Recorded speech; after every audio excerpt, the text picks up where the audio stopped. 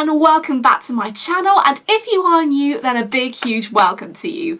Today's video has been slightly requested, but to be fair though, I did a poll on Twitter because I was sort of running out of ideas, and one of the video suggestions was something that happened to me yesterday, and a lot of you guys said that I should talk about it. So today I'm going to be talking about what it's like having a hairdresser at home, and this is something that a lot of people may or may not realise what I'm probably going to talk about, because when it comes to the hairdressers, some people, well, I was thinking of most, but I think let's just go with some for now because I don't know if it relates to everybody.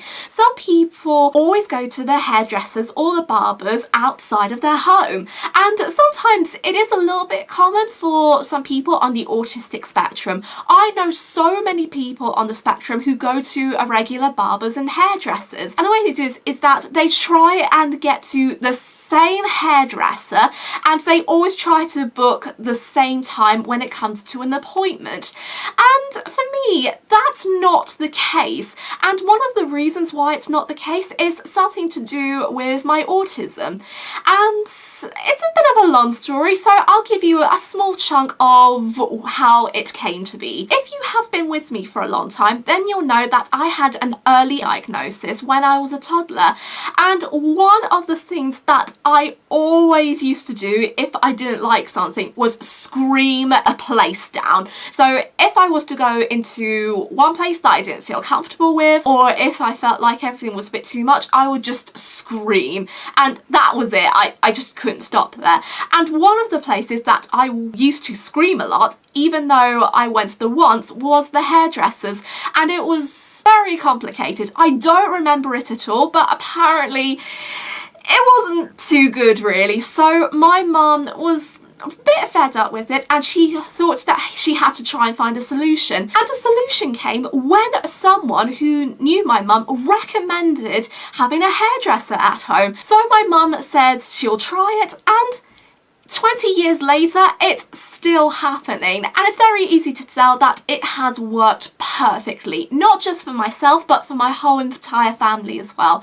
I've been having the same hairdresser for about 20 years, and when we first had her, she was studying for an apprenticeship to be a hairdresser, and now she is a proper hairdresser, and it's easy to say that all of us have gotten along perfectly, and she is a really lovely person. She's been with us for many occasions, from cutting our own hair just for a regular basis to sorting out my hair for school prom and sorting out my hair for graduation. When it comes to having a hairdresser at home, my hairdresser is very patient. She's very open and friendly, and this is something that someone on the autistic spectrum would like really, and that's a sense of trust. And since she's been with us for a long time, I know I can trust her to cut my own hair, and I know that my parents can trust her as well. We have no downsides to having a hairdresser at home,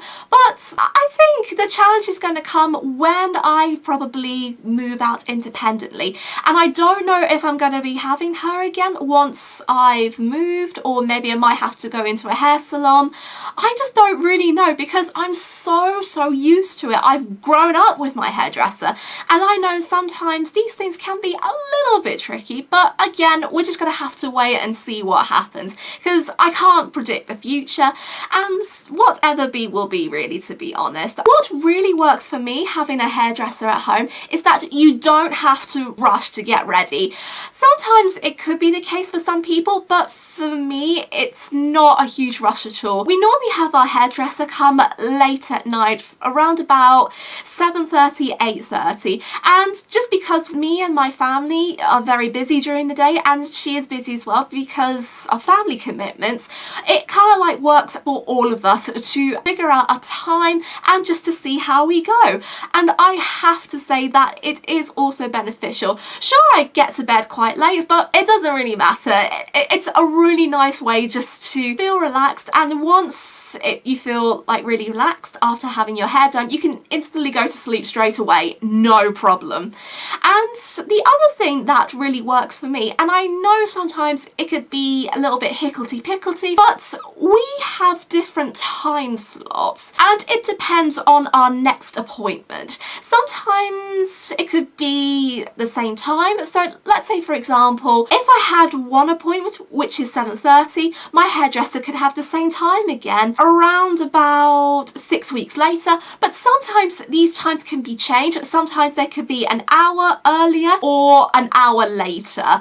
And normally I work with this because I know that that's okay, really, because I know what she does before she comes to the house, and I know that we can actually work together on this, really, even though she's at a different place and I'm just at home getting ready. And my very last positive thing about having a hairdresser at home is that I don't really feel frightened. Sometimes I can be a little bit shy and I'm not very talkative, but when it comes to other people, I'm a little bit teensy bit shy, and it takes me a lot of time just to get into a conversation.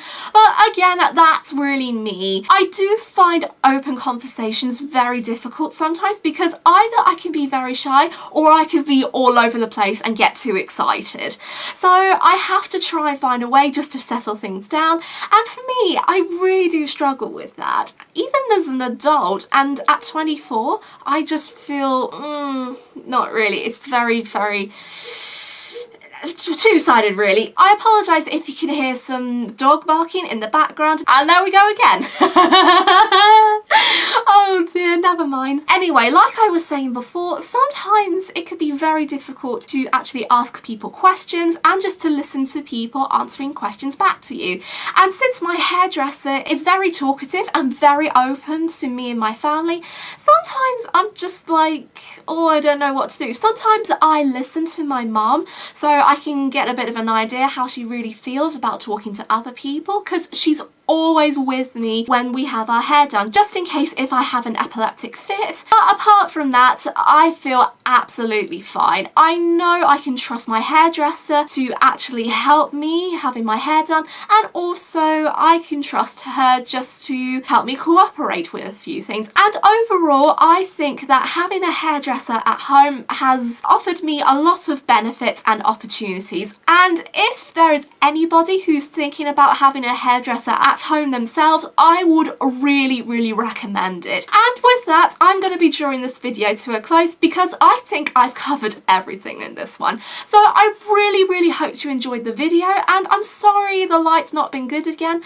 but it's been sunny, but hopefully we should get some rain very soon. Yes!